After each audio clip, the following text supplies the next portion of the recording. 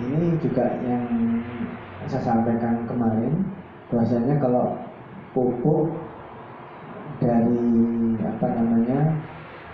sesuatu yang haram, sesuatu yang najis, maka ulama memang berbeda pendapat.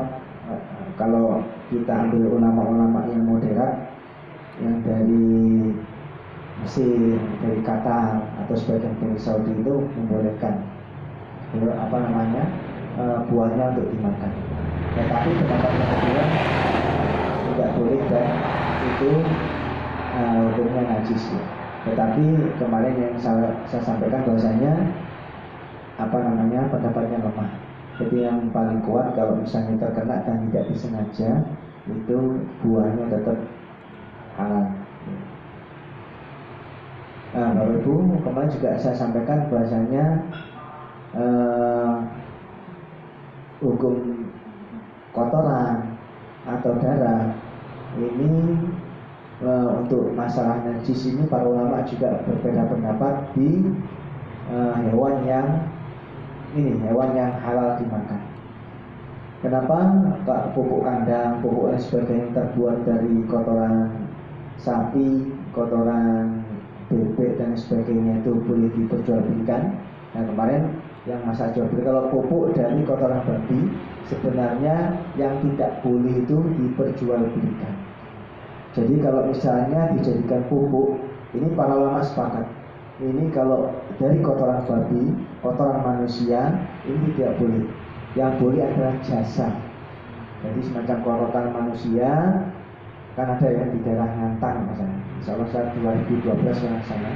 Kotoran manusia ada alatnya itu ditumpuk situ dijadikan listrik, kompor, biogas ya.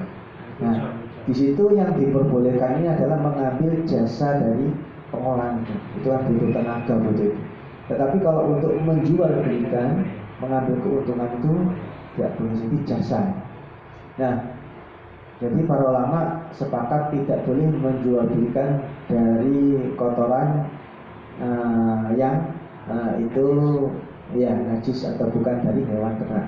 Kemudian dari hewan ternak atau hewan yang bisa dimakan sendiri, kecuali Imam Asy-Syafi'i, mayoritas ulama menghukumi itu tidak najis.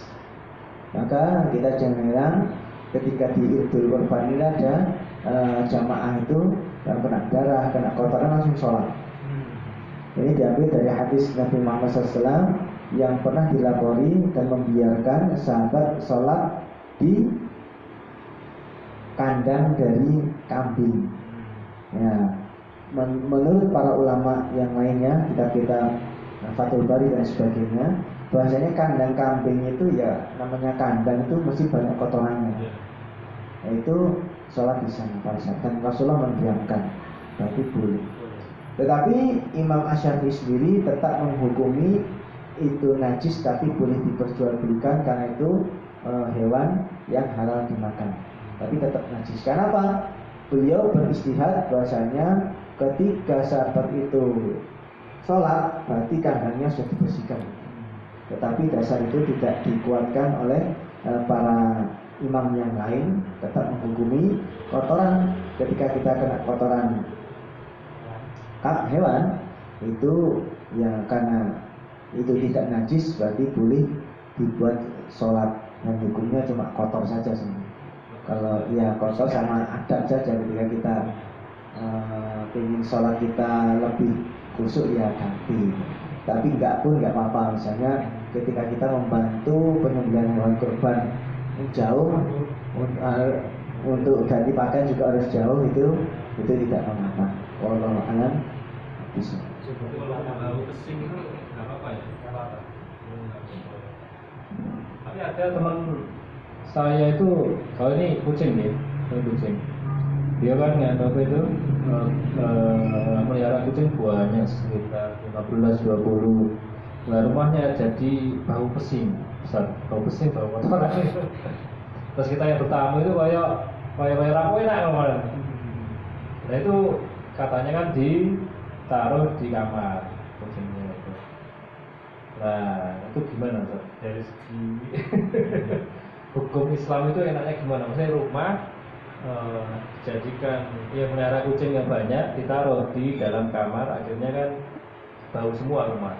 Terus ketika orang bertamu itu juga nggak nyaman juga, bau. Nanti ngomong ya apa enak ya. Itu dalam segi apa ya, kesucian ya. Itu seperti apa? Terus dari segi apa ya, sosial berarti orang lain bertamu itu seperti apa? Harusnya seperti apa kita memelihara kucing, misal itu ternyata nggak bagus gitu dalam itu, atau itu ternyata nggak masalah aja, nggak apa-apa gitu. Kan dia miliknya sendiri, rumahnya sendiri. Jadi kursinya kucing lampu. Mungkin ada jawaban saat dari Tutup Iswan. Yang pertama, karena kucing bukan hewan yang halal dimakan, berarti hukumnya kotorannya hukumnya najis. Tapi gimana ketika kita mendapati rumah yang banyak kucingnya?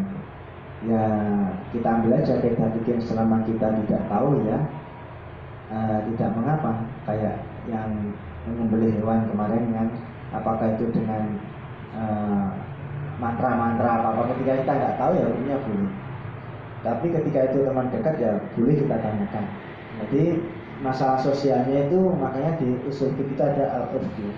Ketika itu di masyarakat itu biasa saja menanyakan, misalnya ini kok banyak kucing nggak kotor, nggak isi apa, nggak buang air di kursi atau di apa. Nah itu kan mereka pasti menjawab. Ketika enggak, ketika itu tipisnya mesti kan ada. Sekarang rata-rata tipisnya kucingnya banyak yang di kloset, Nah jadi itu tidak mengapa. Lain kalau kita dengan mata kepala sendiri, loh kok pipisnya gitu lah. Tetapi beberapa ulama termasuk ulama Syafi'iyah pun ketika kencing itu sudah kering, maka ketika kita nenai itu ya nggak masalah. Ada beberapa ulama yang seperti yang saya baca di kitab-kitab Syafi'iyah itu seperti Kitabul Akhyar, itu rata-rata tidak mengapa. Walaupun baunya masih ada. Yang nggak boleh itu ketika pakaian itu kena dibuat sholat, itu nggak boleh. Tapi ketika pakaian sudah kering, kita memegang, itu hukumnya nggak najis. Kalau misalnya anjing itu Ustaz, di rumah itu anjing, jadi nggak kena kencing dan kena air liur. Ya biasanya kemeja, kursi, kasur, makan di situ kan, itu masih kena air liurnya ya. Itu hukumnya gimana tuh? Kalau ada tamu di situ pas duduk, itu kan kena pakai air liurnya. Nggak tahu, tidak akan ini, nggak tahu. Ya kembali lagi, kalau kita tidak tahu tidak mengapa. Cuma mungkin walaupun nanti kitab ini juga akan disampaikan ya minggu depan, tapi clue-cluenya intinya anjing itu sebenarnya masih berbeda pendapat. Ketika kita di mazhab Syafi'iyah memang yang paling keras dan harus dibasuh 7 kali. Sedangkan mazhab Maliki sama mazhab Imam Ahmad Hanbal itu anjing itu najisnya sama dengan hewan lain, kotoran lain. Nah, jadi bahkan beberapa ulama mazhab Maliki air liurnya anjing itu tidak najis. Ketika kita belajar di mazhab lain seperti itu, makanya kita jangan kaget ketika di yang banyak anjing itu biasanya di Pakistan itu yang mazhab Maliki rata-rata anjing masuk masjid ya dibiarkan, karena mereka menganggap di Pakistan kan ada 2 mazhab yang besar, mazhab Maliki sama Hanafi. Nah, di masuk masjidnya ya dibiarkan. Cuma ya berlaku hukum ketika kita sholat dilewati anjing, sholatnya ketika nggak pakai sutra, sholatnya batal gitu aja. Cuma ketika dia gigit ya dibuat sholat. Nah, nanti dijelaskan di minggu depan bahwasanya hukum najisnya anjing ini juga banyak berbeda. Ketika kita di mazhab Syafi'i dan kita meyakini, maka yang jatuh hukum di kita ya itu tadi harus basuh 7 kali, termasuk najis Allah.